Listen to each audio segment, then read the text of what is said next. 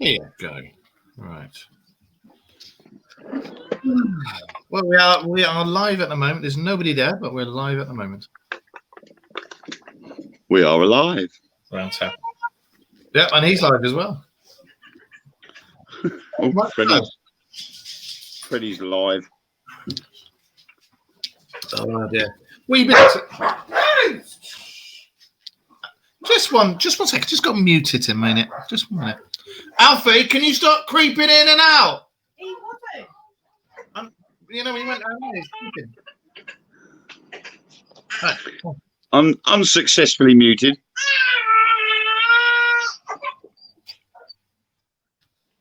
I pressed the wrong button.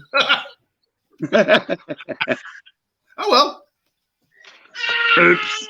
Just don't creep about because it makes her start barking because the two little assholes are here and they start her off. Right. Oh. Good evening, viewers. Good evening. Oh, we've got somebody in there. Hello. So what have you been up to anyway? Right. Have we? Yeah. I haven't been up to much this week. Obviously, with the release of Cricket, I've been trying to sort of promote that, and I've been doing a few. I did an interview the other day with Jacqueline Dixon. Yeah. Yeah. I know her. She's all right. Was only supposed to be for an hour. Ended up being 2 hours. Yeah. She comes out with a lot of interesting stuff actually when you talk. Yeah, but it was good because she basically what she wanted to do was do a series of chatting with paranormal authors. Oh right, yeah. So whether they were like mine and pure fiction or Barry Frankish's, which were sort of actual about investigating things like that. And it was quite an honour for her to actually pick me to be on there first. Yeah, nice one. Well done. And it had sort of allowed me to sort of lay the groundworks for all the other authors that were coming on that self-publish. So that if anything else there that I hadn't mentioned, they'd be able to add as well. So it was really good. Well, whilst you're on it, why don't you plug your new book and your series of books? I would plug my new book, but I'm still waiting for the delivery. Well, it'll still, it's all right. Yep. Wayne Seaton presents Spookinori. So far, we have A Whistle from the Hills, Lady J, and Cricket, which is the latest release. It was originally brought out on Christmas Eve.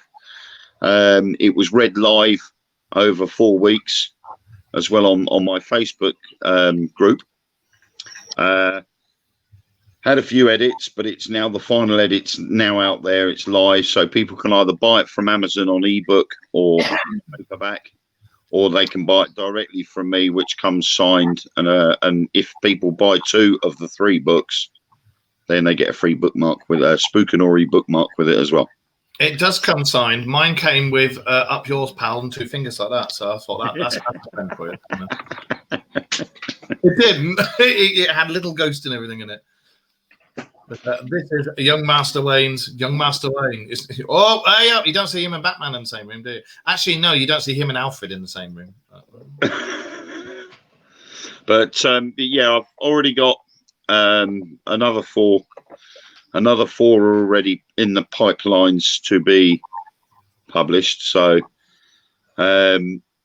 but in the meantime, while I'm sorting them out, I've got a new one that I've already got the ideas for. I've just got to start writing it out. So, anything you want to tell us about, or it's another. So far, A Whistle from the Hills is about World War II. 9 times out of 10, for some reason, I seem to be attracted to stories based during World War II. Yeah. The next one that I'm releasing is called Journey Home, or The Journey Home. It's not about a dog that got lost and is looking for its owners, is it? No, that is about the raid on Dieppe during World War II. The failed raid in Dieppe, and one of the bombers doesn't make it home. And it's about the process of finding the bomber and the things that happen while the archaeologists are trying to find the bomber. So Was it stuck at duty free trying to load up with free fags? No, they couldn't get yard past border patrol because they had the wrong passports. They didn't have their masks on them, did they? No, and they still had European Union written across their burgundy coloured passports.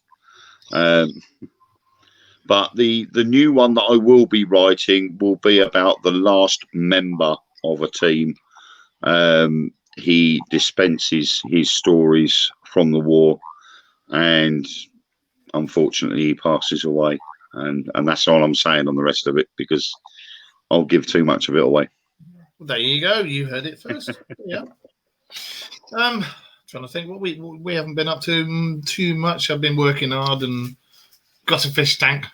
Been after a fish tank for ages. Haven't drowned Alfie in it yet, so all's good. I've got to pick another one up tomorrow for Taylor because she breeds guppies. So we've got to get another tank so that all the babies can go in there. So I think if our goldfish gets any bigger, we're gonna have to get a bigger tank. No, just get a pond. Just get a pond. Nah, we don't want a pond here because we're not staying here for much longer. Are you going to move somewhere else? Well, my mum and dad are heading off to Corfu to stay. They're over there at the moment. I remember you saying yes. So once they move over to Corfu, we're moving down to theirs, and then I've got carte blanche to do what I like. So one thing I've always wanted to do is either have a koi pond or a goldfish pond in the back garden.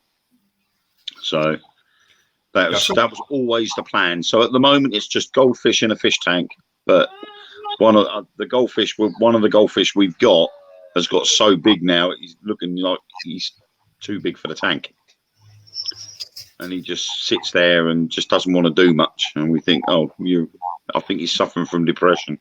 Yeah, he needs a bigger tank, doesn't he?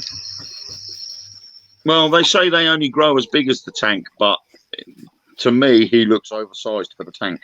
Well, just fill the bath up and stick him in there on a weekend, and he's got rights at the weekend. He has to live there, and he can be free at the weekend and just swim. That'd be nice, actually, if we managed to have him still when we moved down to my parents and build the goldfish pond, and then we were able to put him in there, because you never know, it might end up being like Big Fish, the film. Have this massive goldfish in this pond.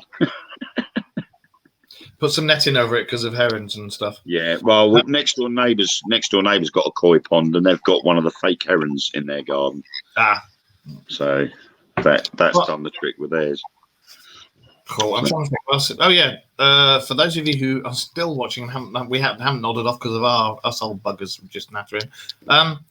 Sundays, there's going to be another Dark Mirror show, but it's going to be called The Rear View Mirror, as in play on words. Review, because it's going to be Taylor and myself reviewing all the weird paranormal stuff that happens in the week, because it's Friday.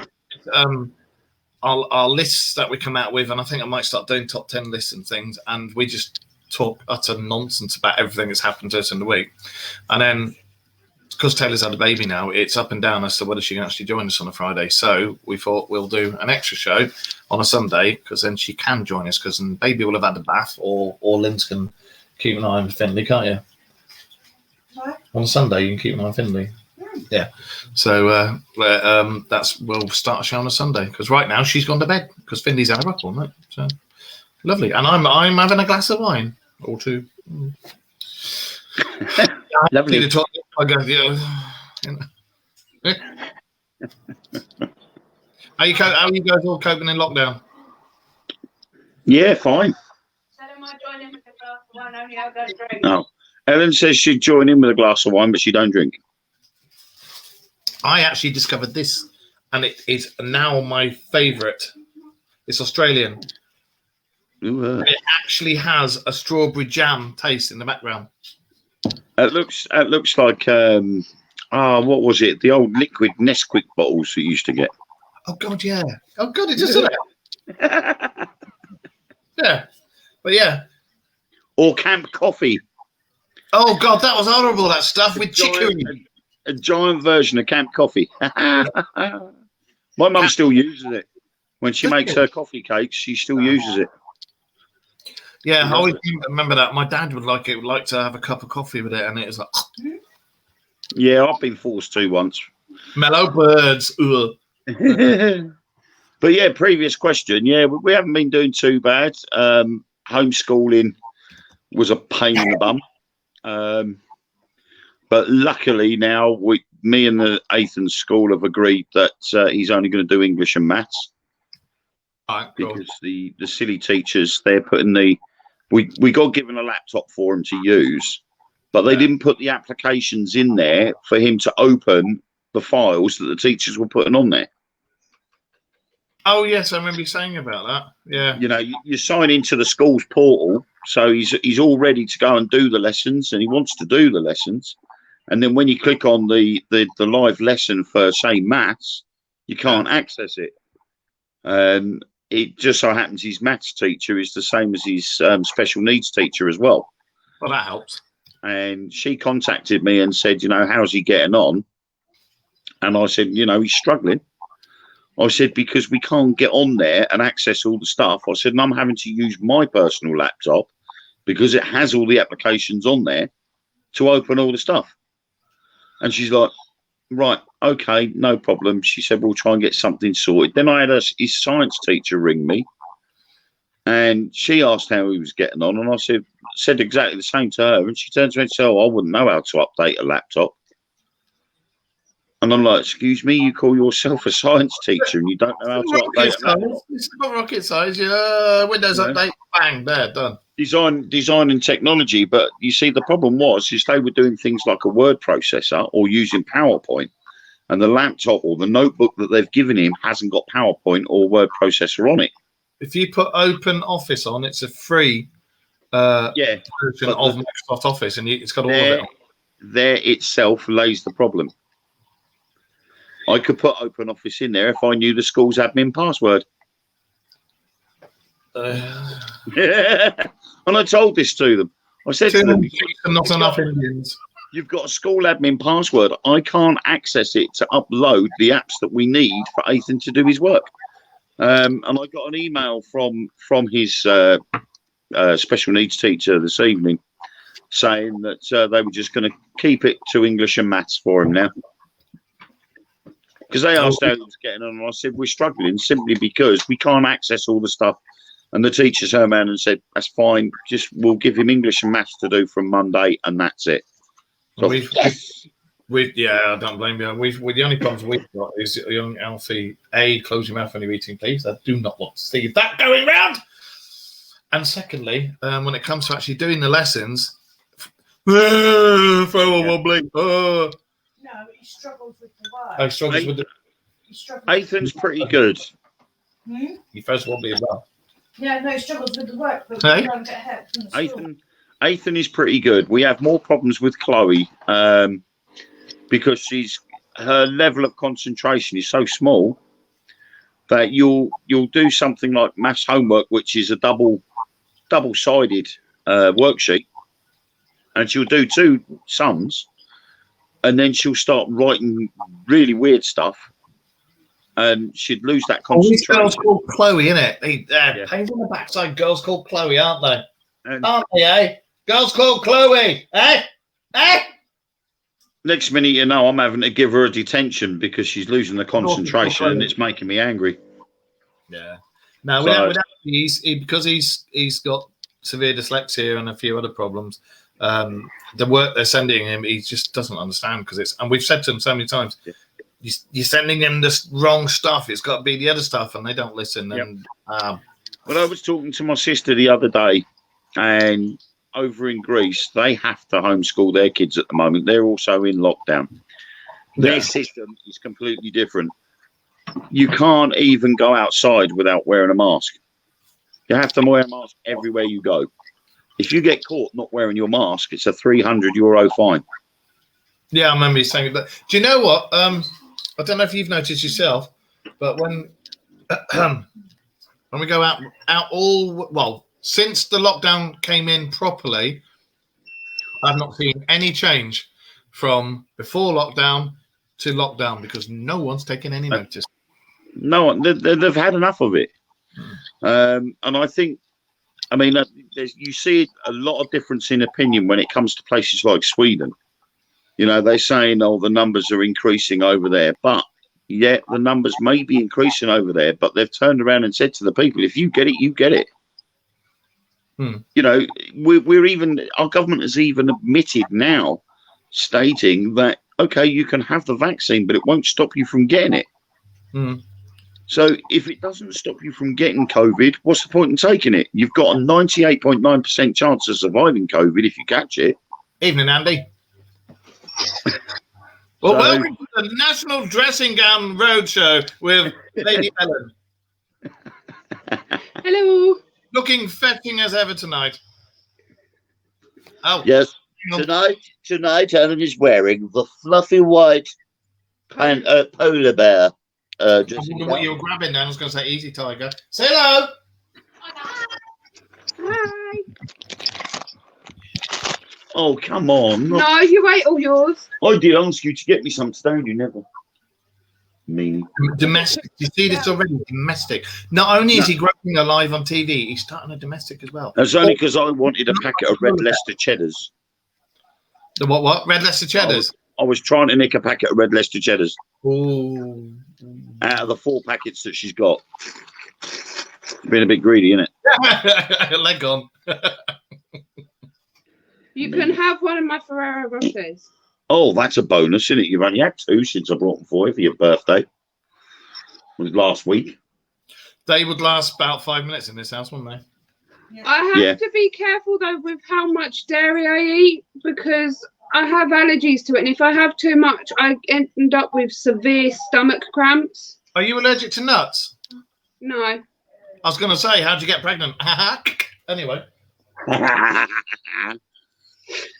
Right, I'm going. See you later. Yeah, see you later. Bye. See ya. Thanks for popping in. So, where were we? COVID. Yeah, COVID. So, yeah, with their schools, all the children are sent home with all of their textbooks. So every single textbooks they use, they take home with them, and the teachers base their current work on those textbooks. Yeah. Why aren't they doing that here? Do you know what? We had an incident. Was it last week with that teacher? Mm.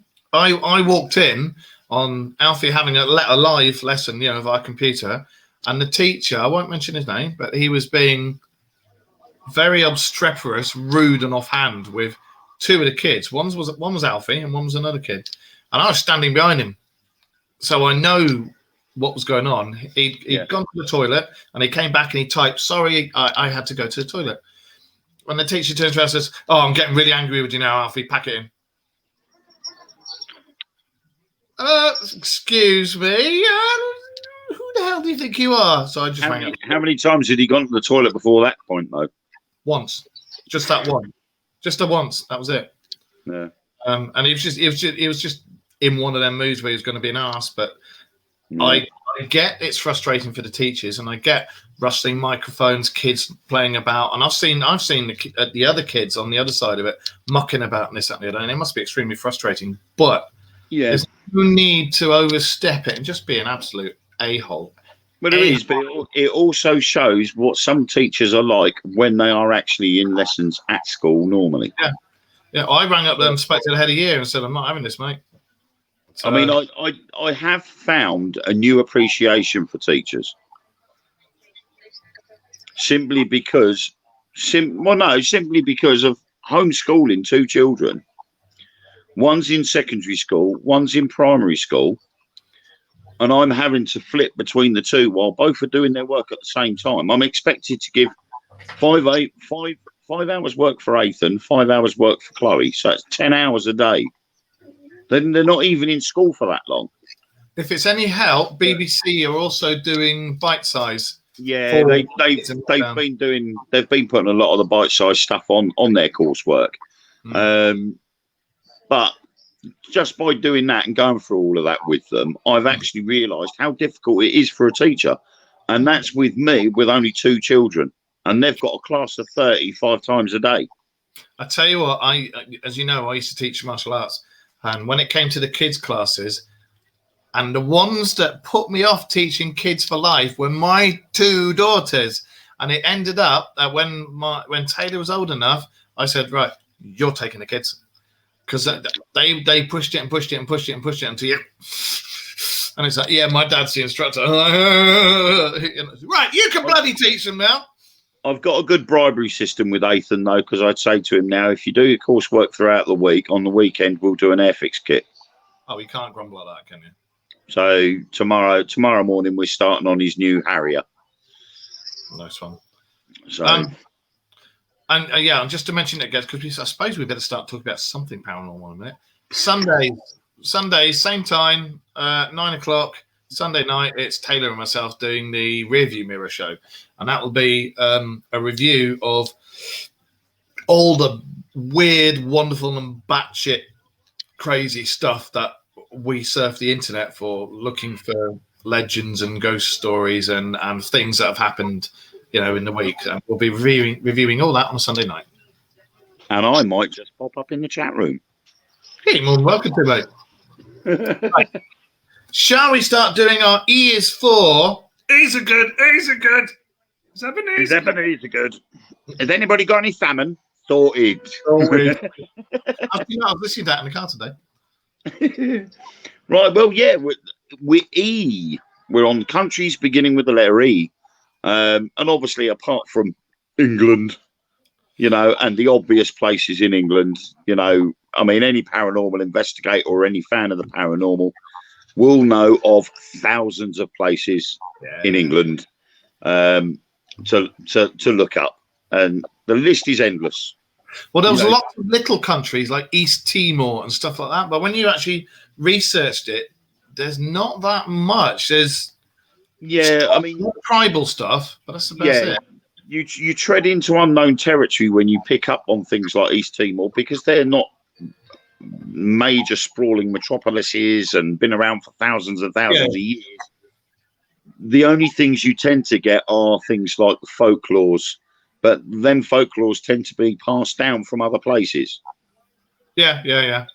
So you have to tread carefully when you're looking into that. So you will get the odd bits of folklore, like we've had in the past on previous shows, where we've stood there and said that there's this creature that comes out of the forest, and it looks like a woman that's all dressed in pink.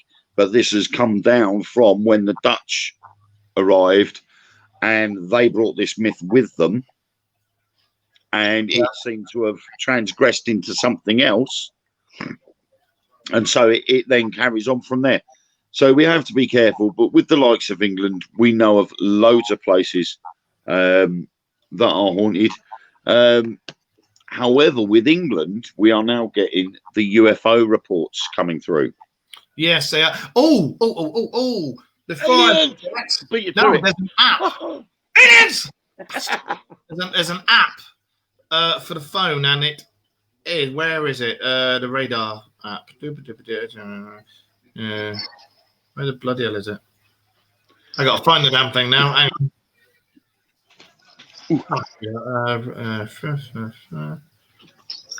No, of course, that would be handy if it was in alphabetical order, wouldn't it? Anyway, there is a radar app. I'm going to talk and look for it at the same time. And it's a live radar app, and it shows you all RAF bases, all US, all the Air Force bases, radar stations, radar stations, everything. Yeah.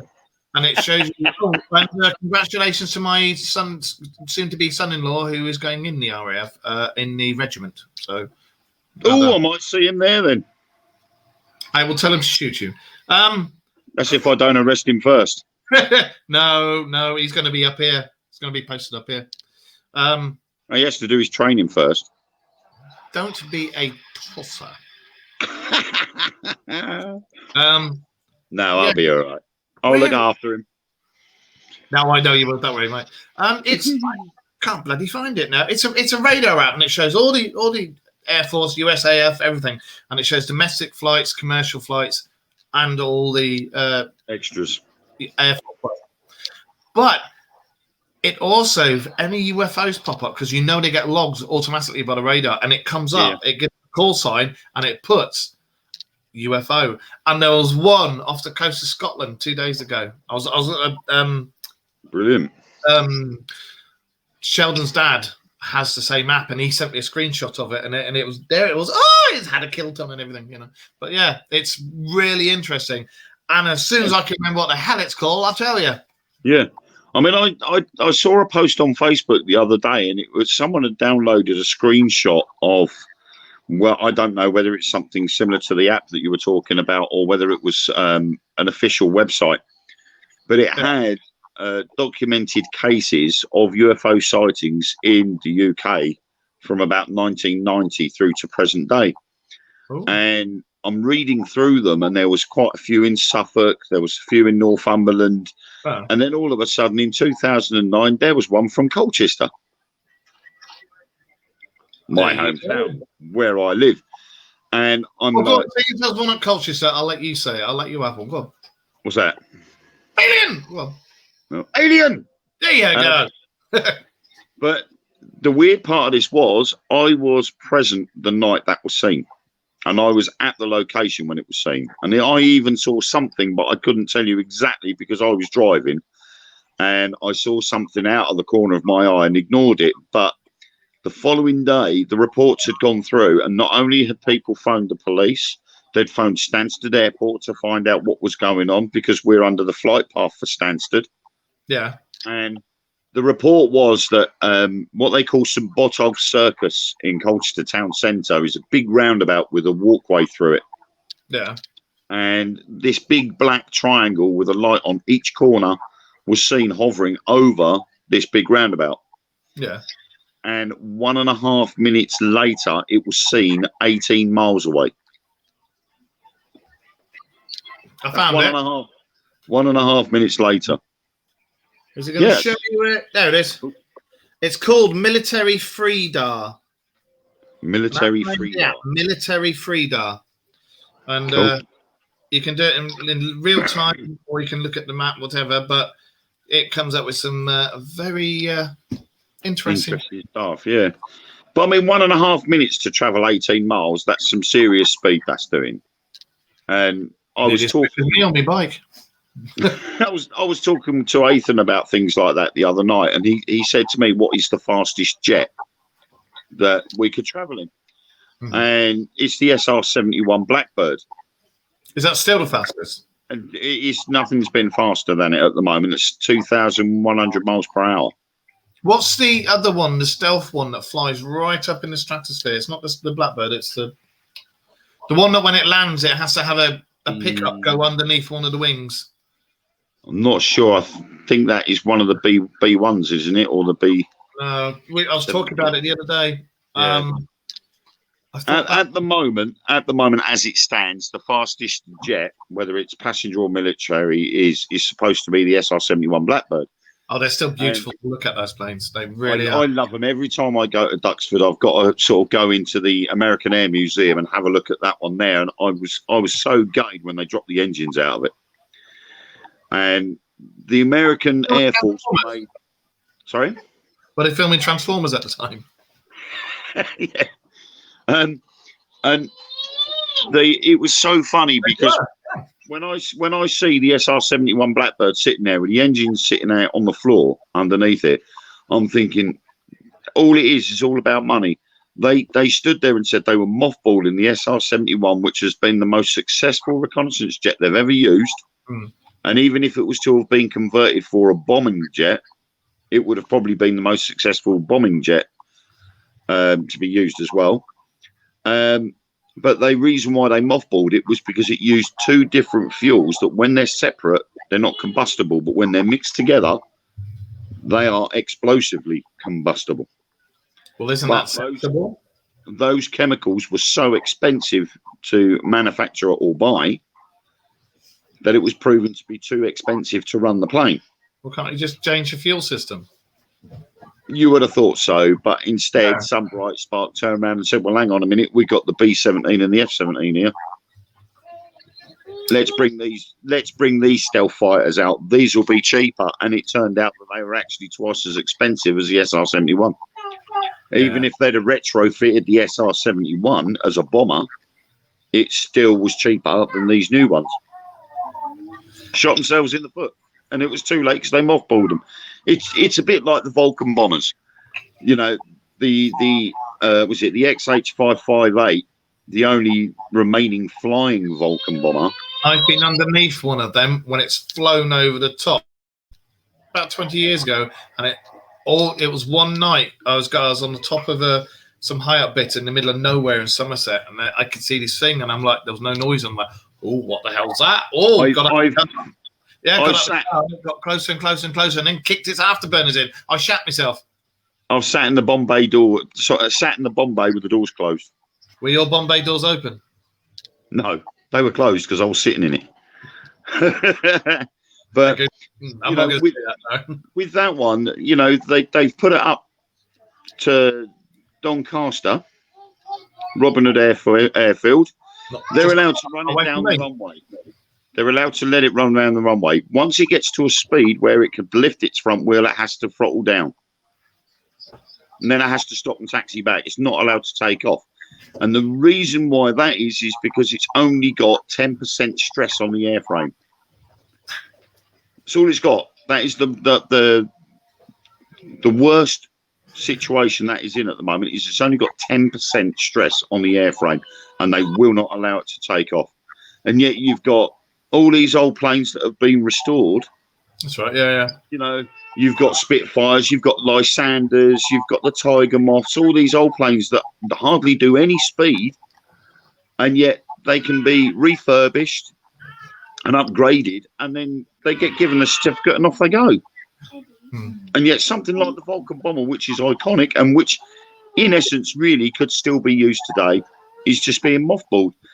And when I was stationed at RAF Scampton with the Red Arrows, back in 92, 91, 92, one of the two, we did gliding lessons, and it was with the squadron leader of the Red Arrows.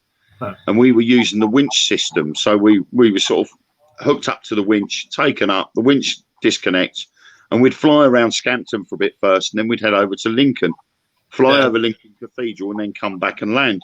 Yeah. And as we're doing the circuit of the airfield, there's a Vulcan bomber sitting on in sort of towards the end of the runway. And we're like, why is the Vulcan bomber sitting there? You know, haven't you sold it off or anything? I went, oh, that's our fire practice plane. And as we came down to land, we flew over the top of it, and it was literally just a shell. Oh. They literally just parked the jet at the bottom of the runway, set fire to it, and sent the fire brigade down to put it out. And that's what they do with it. Well, you know, and you think it's an iconic piece of machinery, and you just set fire to it. Anyway, I suppose we better do something about paranormal stuff. Letter E. Anyway. Estonia. No? Yes. Yes, Estonia, yeah. We have a lovely one for Estonia, actually. And it's weird because they sort of pretty much... they all knit, don't they? Yeah, they all tie up together. And obviously Estonia was an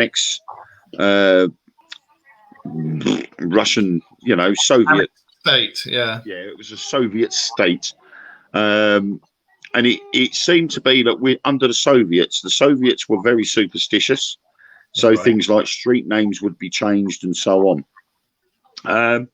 But we got one here that we found. But I quite like the sound of this, and it was about a guy. It's now a sushi house. But when you look at this particular in Estonia, the sushi house in Estonia, it's you different. wouldn't think it, would you? I mean, the idea of Borat sat down eating sushi, you know. But when you look at this house, the top floor is all bricked up.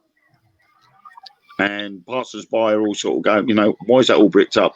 And then they hear the rumours behind what was going on. Now, this house was built in the 1400s, so it's got a lot of age to it. But apparently, the landlord of the house was desperate for money, and he was, you know, he'd fallen on bad times, and he apparently was suicidal. What? Hang on. One thing about this house. It's near a cat's well. A well for cats. That is on Ratiskevu Street. If you well go next to to Ratiskevu Street, Ratiskevu is nice. Ratiskevu, we have smash. But yeah, I'm not intact. Come back. Sorry. Daughter, love you long time. But yeah, this house was built in the 14th century, and it's the town of Tallinn, and it's probably the most famous story of that town, and it's the Devil's Wedding. And this landlord was so desperate for money, he was on the verge of suicide when a stranger, a cloaked man, approached him and said, you know, I would like to rent out your top floor for 100 guests or so for a wedding party. Of course, needing the money, he said, yeah, fine, no problem.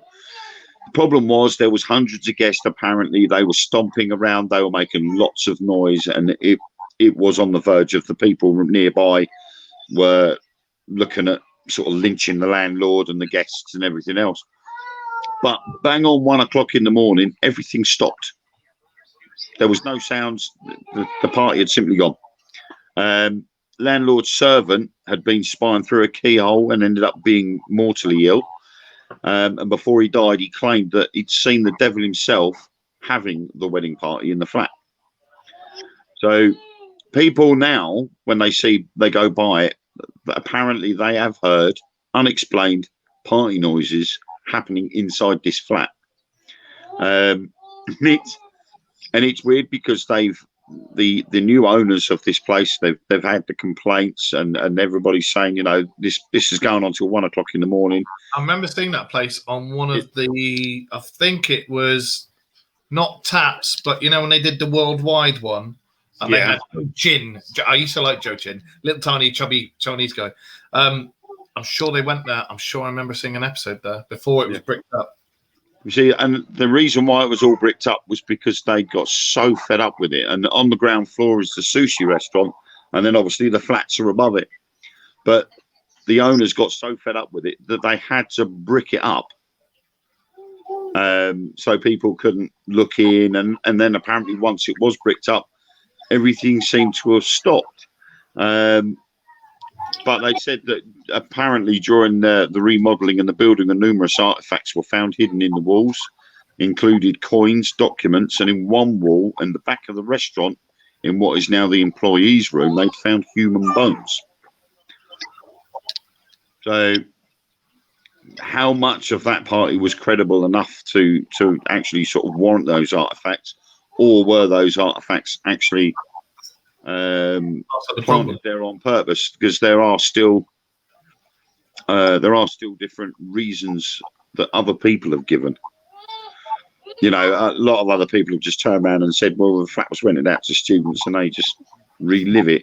You know, it's like down in Point Pleasant every year they have the Mothman Festival, where they celebrate the Mothman and everything that is the Mothman and what happened in Point Pleasant.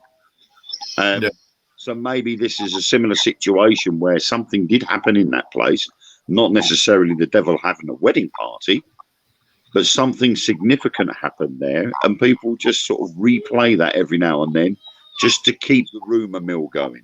They had a rave. It was an illegal rave. It got busted, you know. So it's weird because obviously when you look at that, and investigators go in there and they start walking around and trying to get their information, they end up stumbling into other things as well, like the drinking monk. And it's a large square tower, and it served as a prison for prostitutes. But oddly enough, it's now a home to a cafe.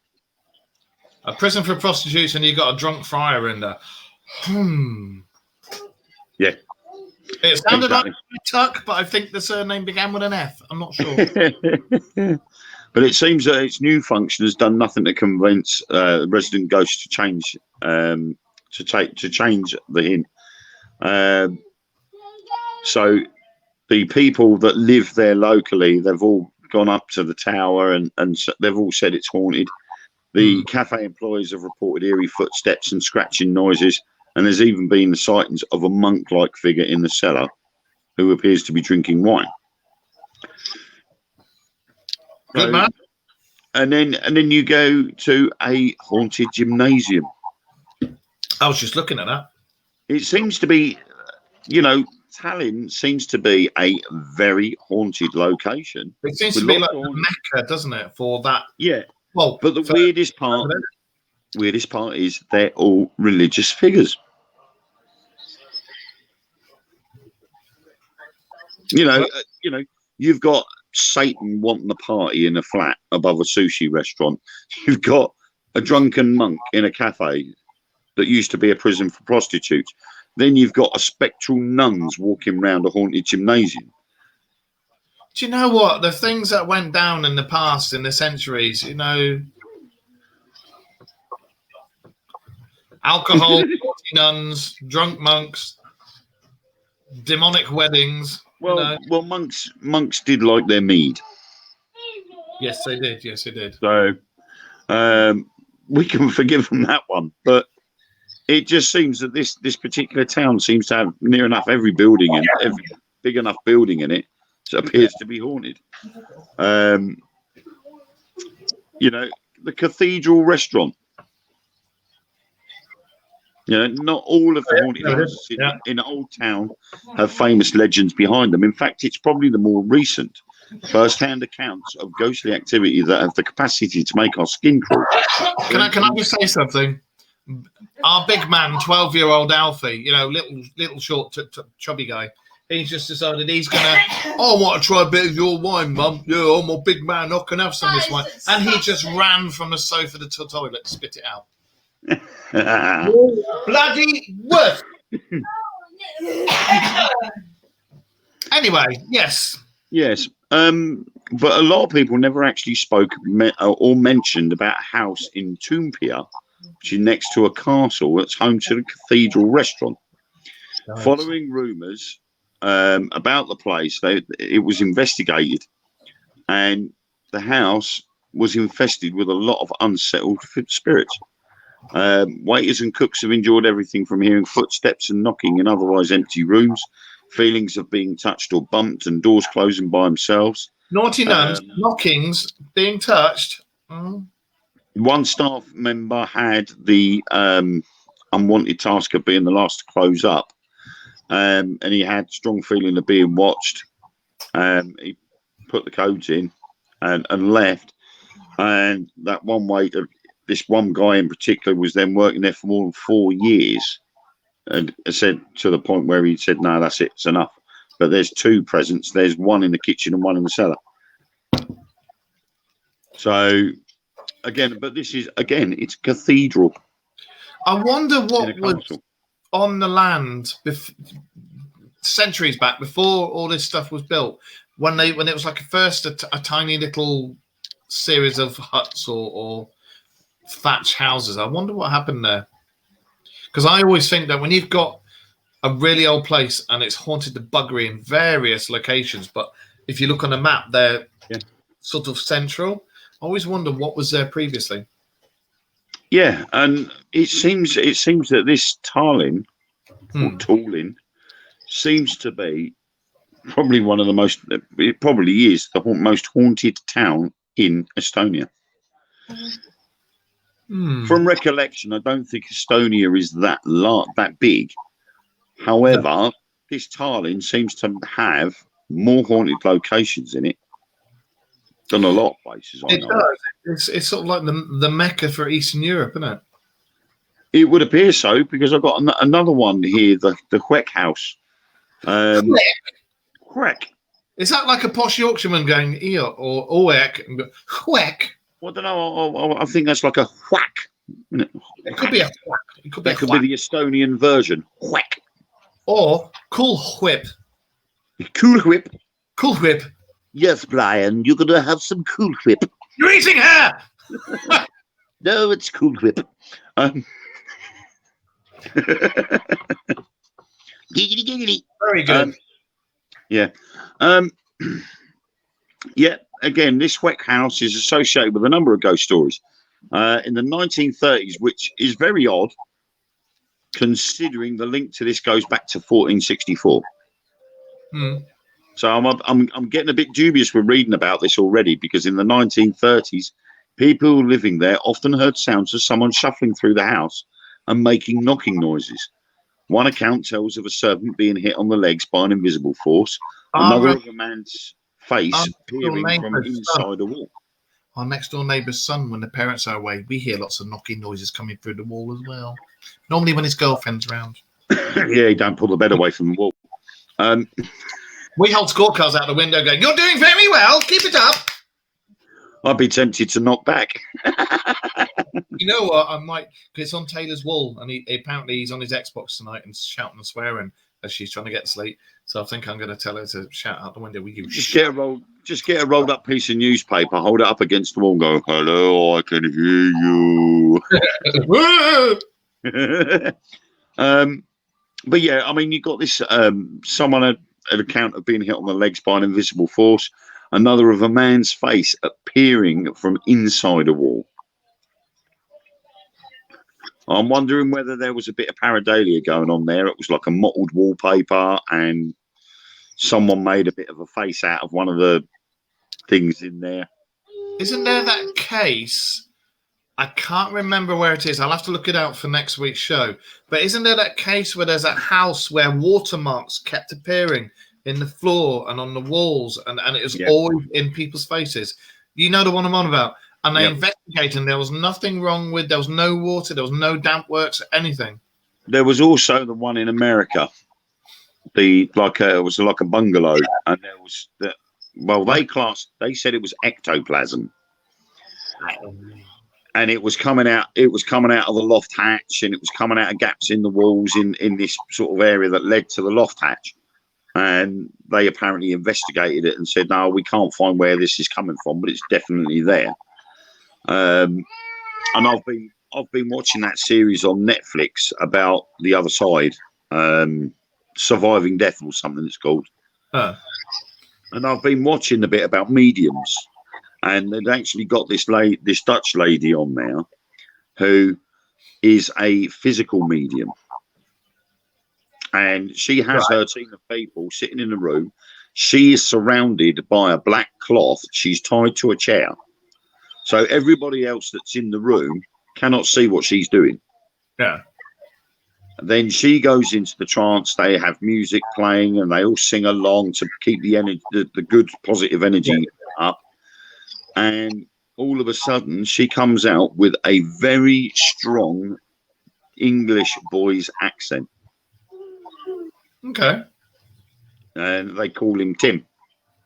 Right. And apparently he's the conduit between this realm and the spirit realm.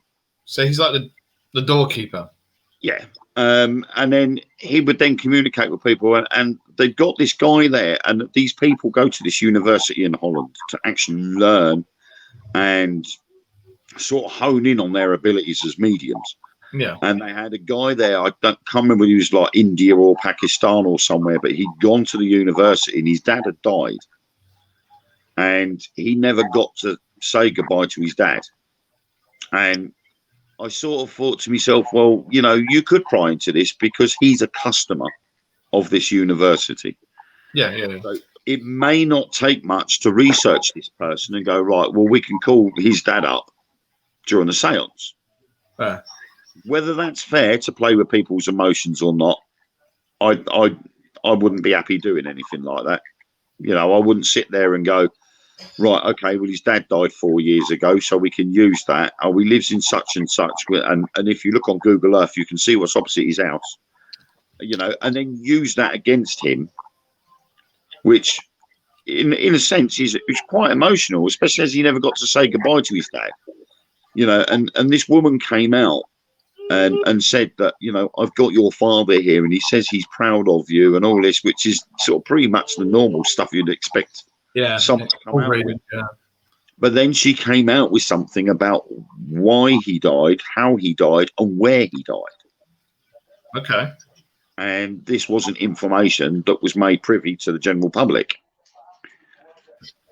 And this guy sat there and went, you know, when they came out, because they weren't allowed to have the cameras in there. So they just had the audio recording. And when he comes out, he turns around and he says, I just couldn't believe it. He said, you know, some of the stuff that was coming through, you know, it was personal, but it's sort of pretty much personal to everybody. You've lost a loved one, blah, blah, blah. But then when she actually came out with a time, place, location, and how he died, yeah, he said that's when it makes a difference. That's when you turn around and go, oh my God, this ain't right. That's what I'm like with normally with, and I don't mean this in a rude way to any genuine mediums out there, but I've met a lot of, and I'll put in inverted commas, mediums who, quite frankly, Victorian, charlatan, cold reading. That's all I say. Not going to mention anything. No. But I have been on, I'd say, about 3 investigations where I've had 3 mediums looking for me. Didn't know me from Adam. I think one knew me, but didn't know anything about my son or my dad or anything like that. Yep. And they've all come up to me, and they've all, in fact, Linz, you've been on one of them, haven't you? Yeah. And they've come up to us, and they've described either my dad or a late son, and there's no bloody way they could know any of that. And they've come out with all this stuff that I know what it is, Linz will know what it is, and there's no way on the face of this earth that they could know what it is. I've had other so-called mediums say stuff to me, and I've gone, yeah, and they've been completely way off the mark and out the ballpark, you know. But there's been 3, I can definitely 3 who I'm like, and it's reduced me to tears, you know. Yeah, I mean, it's like, what do they call him? Gypsy Portalengo up in Blackpool.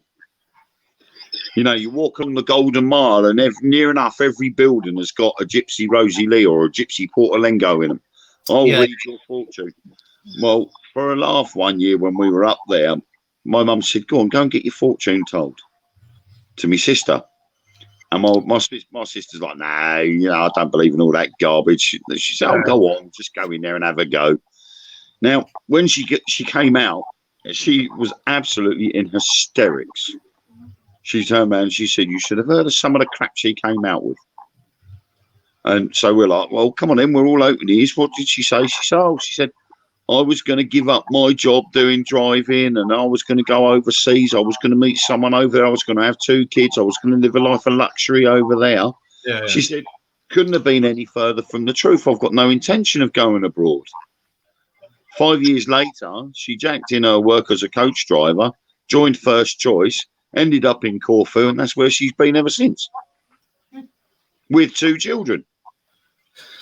And this is supposed to be from a mainstream cold reading,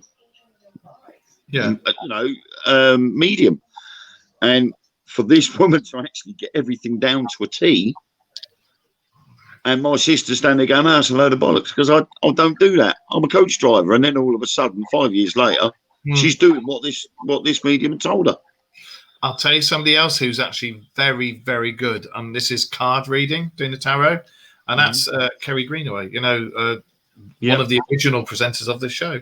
And she's read our cards a few times, and she's always spot on the money. And I've had a few people read my cards, and it's funny enough, it's been the 2 Kerrys, it's Kerry Ann and Kerry Greenaway, and they've been spot on. Anybody else is that, you know?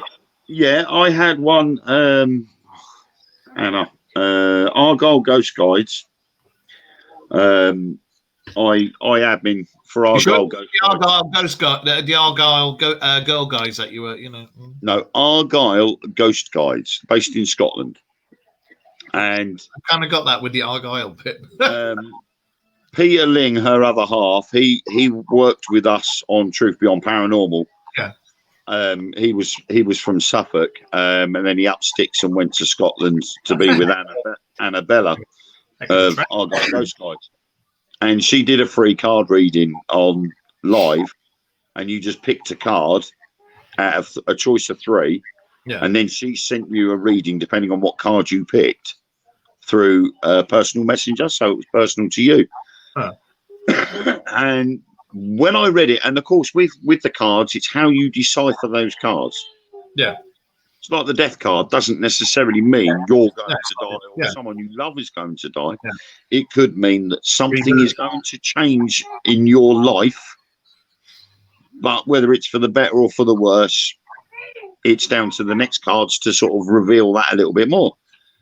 And of course, I turned over this card, and she'd given me the reply to it, and I'm sitting there going, this card would have been spot on accurate March last year.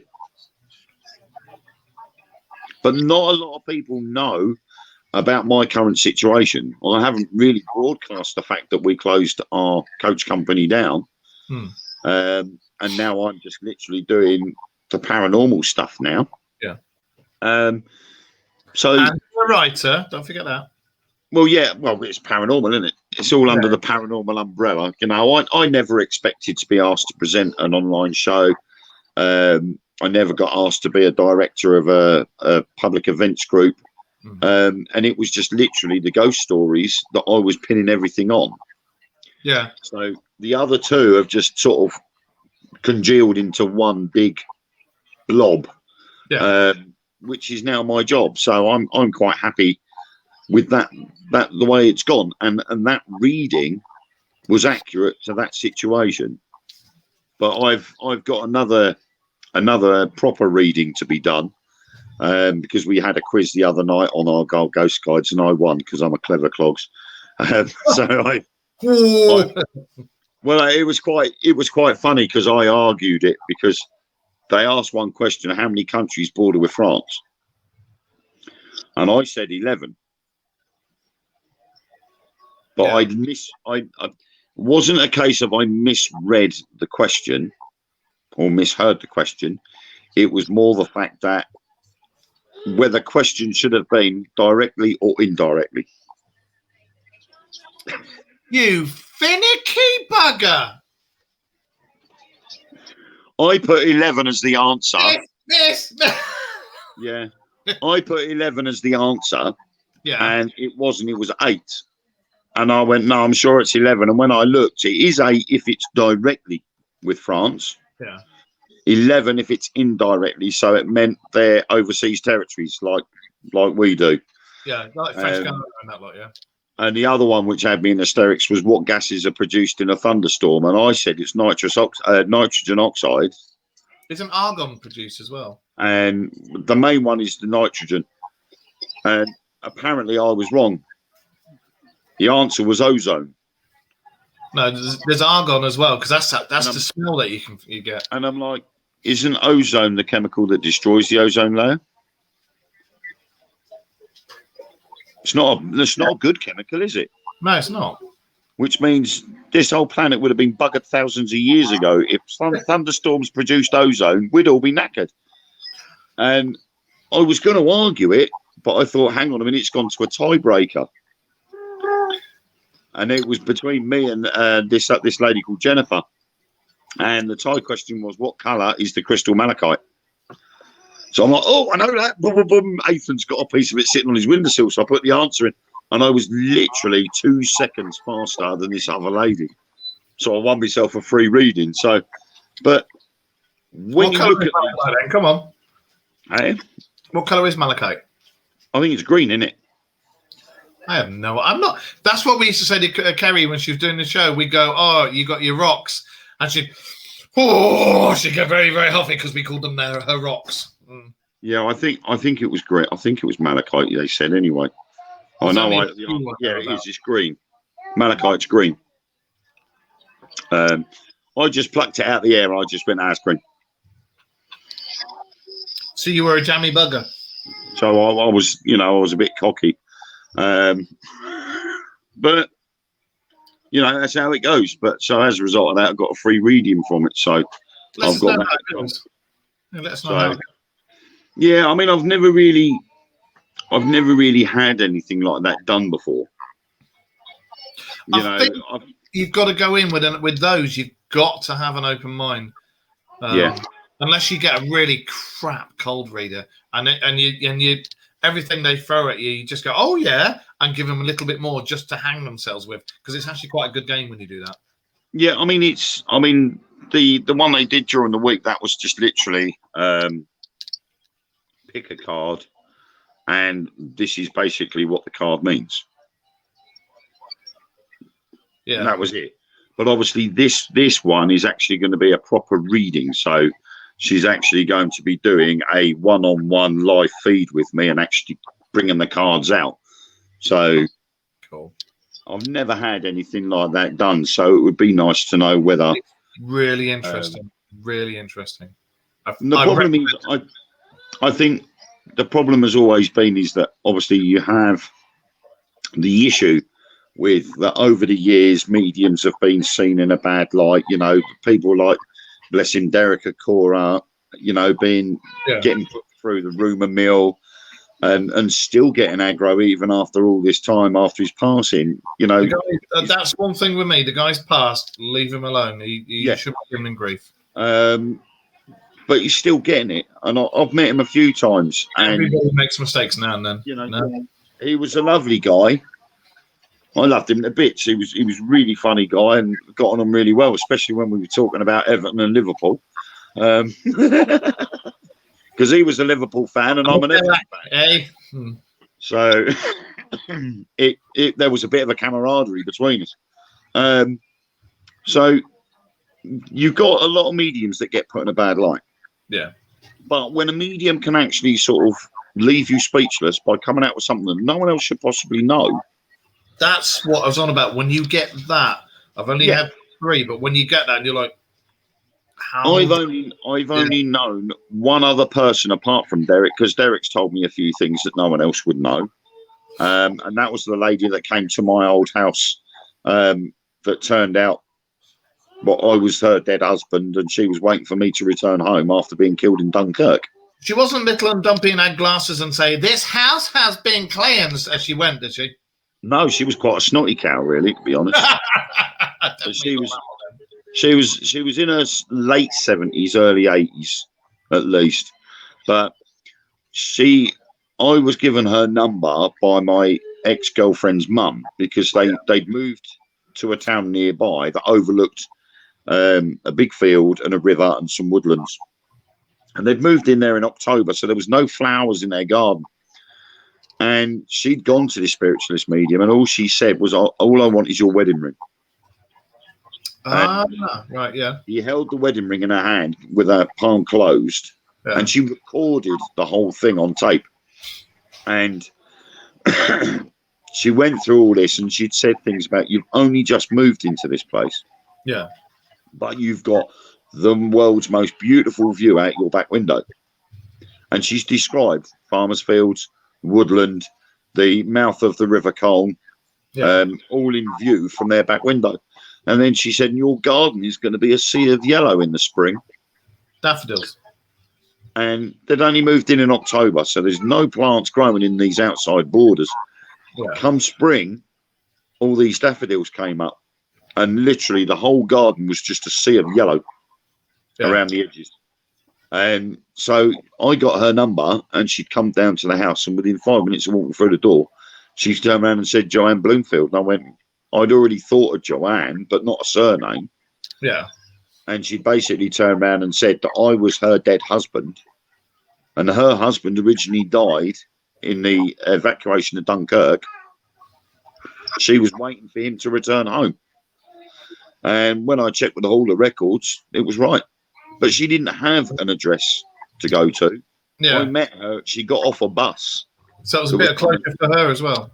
Yeah. So she had no idea where she was going to be taken to. She had to put her trust in me, and I had to put my trust in her. I met her at the bus stop. I walked to the 200 meters up to the house.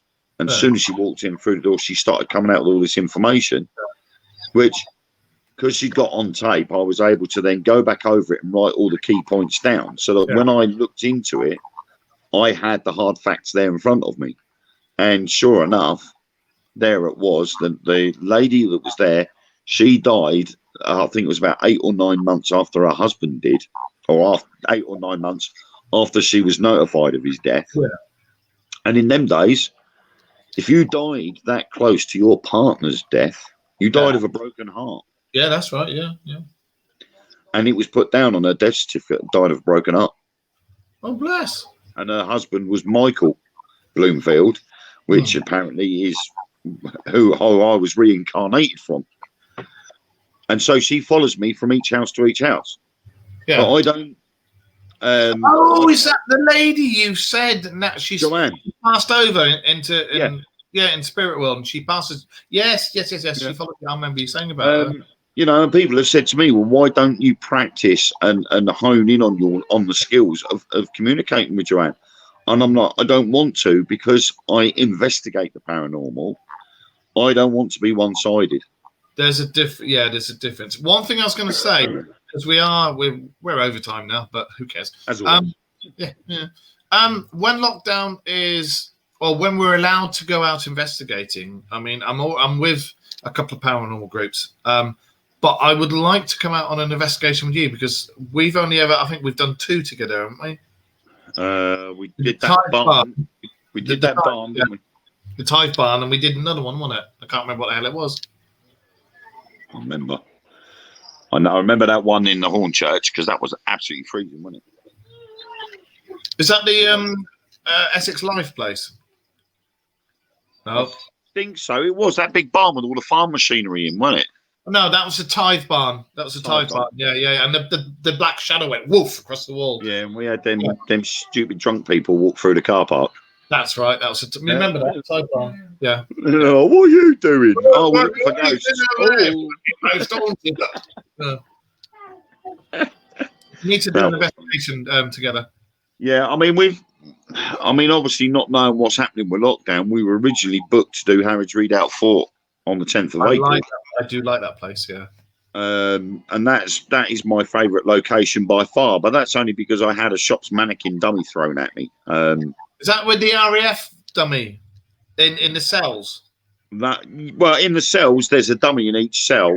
Most of them have got army dummies in, but this one particular cell, I called him Franz, and it's a mannequin dressed up as a German pilot. With all the original graffiti on the walls from the prisoners. Yeah, they've had to put restrictions on it now. They tell everybody now, if you're going to go into the cells, can you please keep away from the walls? Because, you know, some stupid idiots have gone and scratched stuff into the walls and ruined it. But this one particular one, I called him Franz, decided he liked me and wanted to fly 12 foot across the room and try and headbutt me. Only it didn't quite work, and his head fell off and rolled across the floor and scared the living daylights out of the investigator I was with. Did you by any chance say anything in German like, "Oh, du bist eine Schwanztucke, ja"? I did. We had been in there and there wasn't much happening. And I did say, "Das Luftwaffe ist kaputt." That'll do it.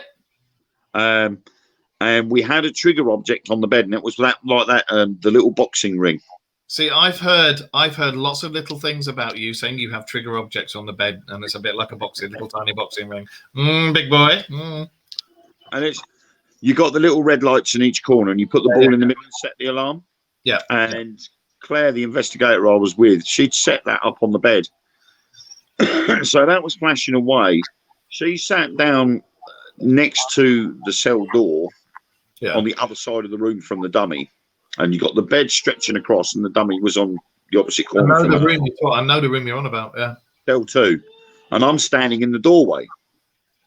I am literally in the cell doorway, and the dummy's like 10, 12 foot away from me. Yeah. So, of course, I've gone, "Das Luftwaffe ist kaputt."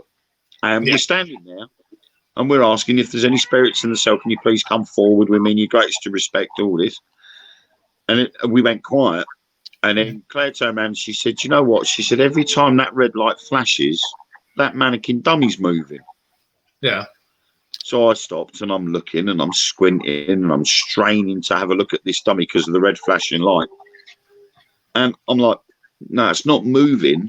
I said, "But something's going to happen. I can feel something's building." And then all of a sudden, the mannequin just went straight at me. I went, "Oh, crap," and grabbed it. And poor Claire, she just went, "No, F that, I'm not here for this," and shot off and left me on my own. I remember when you first came out with that story, and the thing was, I've never said anything. That story was told to me before you've ever mentioned it to me. So I knew you were on the level when you told me, because it was one of the things that was told to us about that particular dummy. And and you, sir, yes. It was me. And they tied it to the wall with chicken wire after that. That's just kinky. Because they got that worried about the uniform getting damaged.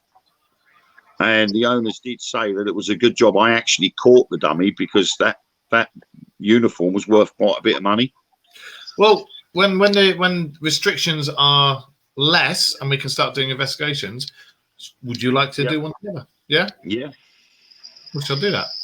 And we've got Truth Beyond Paranormal will be up and running again as well. So I'll try and get you in on to come in on as a guest investigator on that as well. Please, yeah. We've got the what have we got coming up? I've got the Ancient Ramen, and there's what is that place? A Fifth Corner Curiosity, something like that. That's coming up as well, but it's all up in the air at the moment with everything. Yeah. So. No one knows what anybody's doing, and you've got these idiots up and down the country that are still going out thinking they can do it because the government says it's okay to do it. We spoke about this, didn't we? I'm not going to mention any names, but you who are going out and doing investigations and claiming that you work for Facebook and you're an essential worker, you, sir, are a tosser. Stop it, because it's not fair on everybody else. Yep. And you're lying. Because nobody works for Facebook apart from Facebook employees. Yes, that's right. And people that use Facebook media platform to air live feeds and host watch parties are not employees of Facebook, not especially when you rely on donations and subscriptions, even the donations of stars. That is of monetary value and still is taxable. That it just, I know it does you as well, because anybody who's watching this now or on YouTube, we speak about this quite a lot, and there are certain teams, certain people who seem to think they're above the law and above the COVID laws, and it won't affect them. They won't get it, and they go out investigating, and the idiots film it and they put it on Facebook, and then they wonder why it puts the good guys in a very bad light, because you're making all of us look like complete idiots. And then B, they wonder why some of them get nicked and arrested. I wonder why. It also has a detrimental effect on the venues they've gone to. Yeah, exactly. One example is Shepton Mallet Prison. To be fair, they shouldn't be letting people in. It was just before the lockdown started. It was just before lockdown started, and it was when everywhere went from tier 2 to tier 4. Yeah. Or tier 3 to tier 4. This one particular person, won't name names, held an event at Shepton Mallet Prison. Trifle! I ain't had a trifle in ages. My favourite. The authorities were warned that this was going ahead, and it was advertised all over Facebook. People brought tickets to do this event. Yeah. And yet he went from a tier 3 to a tier 2 area to actually confirm the bookings with these people. He then went from a tier... Angels of Light, you fucker. Then it went on to tier 4. So he went tier 4 to a tier 2. So he was in breach of COVID regulations. The authorities knew about it. The authorities warned Shepton Mallet Prison. Their guys turned around and said, well, we'll give them the safety briefing and the COVID briefing, and then we'll be sticking with them. And when the authorities turned up to check, there was nobody from Shepton Mallet Prison with the group. They were all holding hands. None of them were wearing masks. And the person that ran the group had his camera to the floor doing a live feed. What are you going to benefit from doing a live feed, pointing the camera at the floor? Apart from the fact that you're hiding the fact that these people aren't wearing masks and they're all holding hands. All it's doing is making the paranormal world as a whole, you're making us look like complete idiots. And another thing I've noticed that's coming up, not you, don't worry, but another thing I've noticed that's coming up is people plagiarizing like books that are about 50 to 100 years old, and then they're redoing them, putting them out on Amazon and this, that, and the other. And they're getting and it's only because people are like, hang on a second, I'm sure I've read this, and that's the only way they're getting caught out. Not this young man here, because I've read his books, and my missus is reading his books, and they are his books, nobody else's. But I have seen that one particular person. He's written a lot of books, and there's this rumor going out that he's been rewriting them. You know, I don't. The only reason I never, when I write my books, I never research anything in other fictional books apart from history books. And that's because anyway, mate. It's your own story. Don't worry. Everybody out there, his books are his books. I mean, a lot of mine are either based on historical fact, or personal experiences. Yeah. But in essence, like with cricket, although in cricket it's a modern day story, it's a modern day ghosty paranormal story, but it's centered around a real location with real people. It is. However, the real people that are in this book are people that have given their permission to be used. Yeah. So there you have it. May I suggest that buy his books, they are very, very good. Hang on. Hang on. Say that again. Buy his books, they're really, really good. Thank you. Idea what my son was doing now. I think he was having an epileptic fit. I'm not too sure. What I was going to say is we'll finish now, but because of the amount of research that I do for each week's show, there's enough stuff on there for 3 or 4 shows. So shall we start doing E is for and next letter, 1 letter a month? No, 1 letter a fortnight. 1 letter a fortnight. Well, you guys go so off topic. It's going to take you about 2 years. That's the whole idea about the Dark Mirror Show. The Dark Mirror Show is here we have a subject and we're going to throw that out the window and do our own thing for a bit. Yeah, you sort of. Yeah, well, I mean, we covered Estonia. Yeah, we've got Egypt and we've got England, and so we'll leave that for next week. It's going to take you about 3 weeks to get through E. So shall we start doing that? Like, just do 1 letter for 2 weeks, or even 3 weeks, depending if we get through any of it. Well, I mean, like you say, so far we've been on air for an hour and 15 minutes, and we've only covered Estonia. So maybe next week just do another hour and 15 minutes and just cover Egypt. Egypt, yeah. All right. There you go. Like I said earlier on, you know, we all live in, or most of us that are watching this, we live in England. We are, and if you're a paranormal investigator or a fan of the paranormal, most of the locations that we would come out with, most people would be aware of anyway.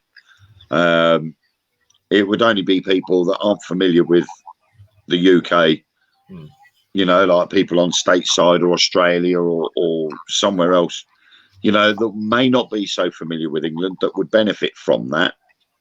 I would say, before I forget, a big hello to our viewers on YouTube in Colorado, and that's where my cousin and a lot of my family are. So I've had a few messages from them over the weeks, and I never even knew you liked it over there, so thank you. Our viewers in Colorado. So yeah, I mean, so yeah, it's I think we can do next week, we can do the any strange things that have happened during the week or whatever, and Egypt, or just general chit chat and Egypt.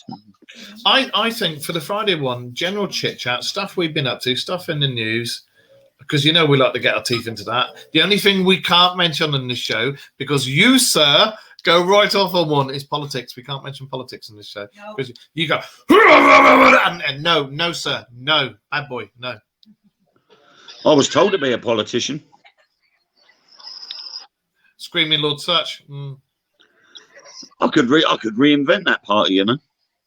You could, and to be absolutely honest, I'd probably vote for you.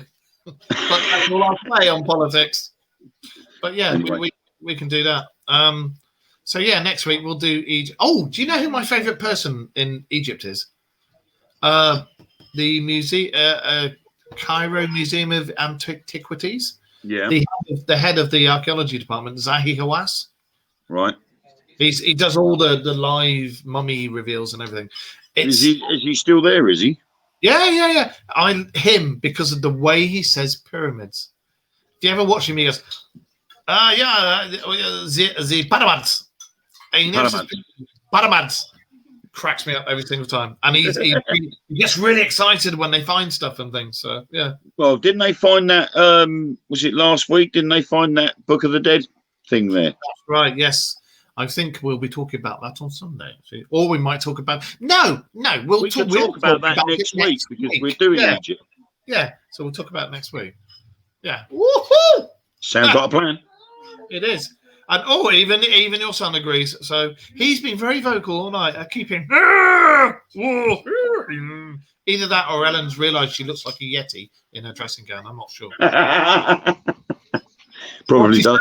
Crushed your mini cheddars, and they've gone everywhere where the sun doesn't shine. So you've got a job to do tonight. Well, anyway. She's probably eaten them all. I've still got 4 mince pies to eat here anyway. We ate all ours, didn't we? Ate all ours the other day. 2 boxes just for myself. Yeah, I know you ate 2 boxes just to yourself. You greedy, big fat bloke. Bloody hell! But I'm in hot cross bun mode at the moment. I'm out. It's gone mince pie mode. We're now hot cross bun mode. It's the 29th of January. Yeah, and the stores have started to stock hot cross buns. Mine's Cadbury's cream eggs. To be fair, cream eggs. Tesco's have already started stocking the Easter eggs. Yep, we know. Have they? Yeah. Oh yeah, they Tesco's the other day. But I went down to Tesco's the other day with Ellen's mum to do a little bit of shopping, and they had the different flavoured hot cross buns out there now, which is the start of the line for Easter. And hot cross buns for me, I love them. So I'm like 2 packets for £1. I'll have some of those. I like the big fat currants and sultana ones. Yeah. A couple of years ago, I did a taste test, and I was doing hot cross buns from Tesco's versus ones from Co-op, and then Waitrose versus Sainsbury's. Yeah. And I think the Aldi ones came out on top for value for money and whatnot. But I think Tesco's are going to beat that this year because they're 50p for 4. Yeah. But it's like Christmas time when you get all the Stollens come out, and if you go to Aldi's or Lidl's, because it's proper Stollen from a new country, they're the best ones. Yeah. On that note, on that note, I shall. So what you can't see is the other side of this camera. The kitten's going mental and keeps going. Don't know what you're doing. Well, that's good because the other side of my camera is a bottle of apple and strawberry squash, and that's just sitting there. Well, I'll let you know.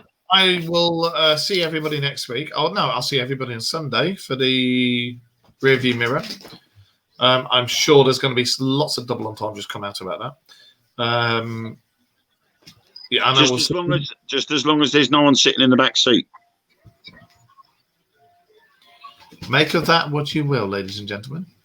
The story of the hitchhikers. Yeah, no, I was thinking backseat drivers, but you know. Don't look in the rearview mirror. There could be someone sitting in the back seat. You know what? It's every country in the world has that one story about the girl who appears, the girl or boy who appears. You pick them up and they get in the back, and then you go, ah! You know. And when they get to the destination, that girl or boy is gone. Yeah, exactly. That was Supernatural as well, wasn't it? We're binge watching Supernatural, and I do love that show. Oh, I've been watching. I want that car, that black Impala. Oh. Anyway, I've been stuck watching Big Bang Theory. We know all about you and your Big Bang Theory. That's why you got so many kids.